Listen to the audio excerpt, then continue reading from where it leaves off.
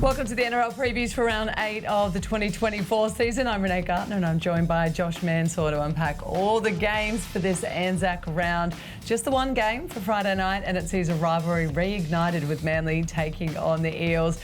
Josh, it's the second time they've already played this season and we look at Manly first. They're going to be seeking revenge after being defeated in round 3 early on.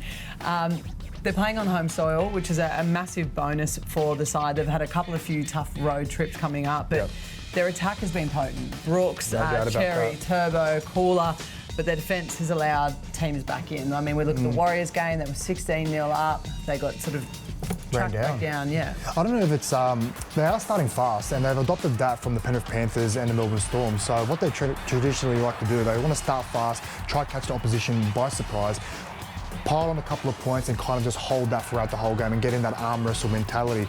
I don't know if they've adjusted that kind of strategy just yet. It's like they scored early points, but they just can't hold on, which is a worrying sign. But saying that, it's still early days. They're still getting used to playing with each other, playing under Anthony Seibold. And again, like last time they faced it, they ran away with 12, 14 points and then Parramatta ran them down. So I know this game is traditionally a bit of a rivalry as well, so I'm sure it's going to be a big one. Talk to me from a player's point of view, though, when we talk about having these teams having these fast starts and there's teams that haven't been and whatnot. How does that fatigue you from a player's point of view if that's something you haven't really done in the past and we're only 8 weeks in? Your fitness to be able to hold on, maintain, because then it's also maintaining that attack, lifting your defence. Well, you're not conditioned for it. That's what it is, right? So obviously if you're trained constantly and kind of it's embedded in your mind, in your body, you know what to expect. Like these boys, they just start this round 8, so it hasn't been long at all. And not only that, tough battle. With Manly as well, they've done a lot of travel the last few weeks. They love to shift the ball, particularly early in their half. So they've got a lot of ball runners off the ball and on the ball. They are covering a lot of metres as well, which is probably leading into a bit of fatigue late in the game.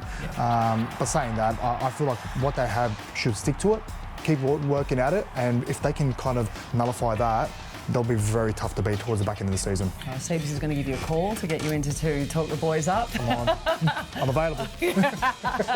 All right, for a fee, over to the Eels, and injuries have forced Brad Arthur to look after his third halves pairing in 4 weeks. Right, absolute headaches that have been coming out of there. He came out, called the team part-timers during the week, but the best part out of that was your senior players have come out and backed him and said, you're right, we're taking full responsibility. We haven't been playing the way we should have been playing. We need to step up this game. We need to defend our coach. It's not him that it should be for. Well, he came out and said that because he needs a reaction from his teammates, from his players.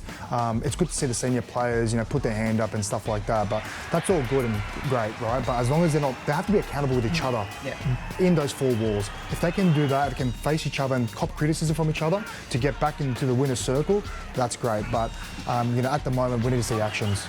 There's a lot of words that can be thrown off. Everyone knows that they're a better side than what they've been playing. Perfect example to show the fight this week against Manly Sea Eagles in Brookie. Talk to me about that new halves partnership though as well too. Ethan Sanders is making his debut in 5'8". He replaces Dejan Arce. How disruptive is that to that environment and how does the team dynamic then change? I feel like with Dejan and Dylan Brown, they're not organisers and I feel like they're both very good runners of the ball, and Dylan Brown's come out and said, he's not the biggest talker. He really relied on Mitch Moses for that, and it's a reason why Mitch Moses is on the big bucks. He's one of the best organisers in the game. He's one of the best halfbacks in the game, and they're a premium. They don't come around often. They are lacking a bit of leadership as well in that regard, but he's injured. They got to play with the hand they've been dealt. It's a great opportunity for this young kid to come in now and really stamp his authority early. No greater game to come up against the Manly Sea Eagles as well, up against Luke Brooks, Daly Cherry Evans, the master. So I'm sure it's going to be a big game. All right, who are you picking? I'm going to go Sea Eagles. I feel like they're out for revenge. They're out for blood, especially against Parramatta, who they can't stand. Putting words in their mouth. Yeah, I'm pretty sure they do.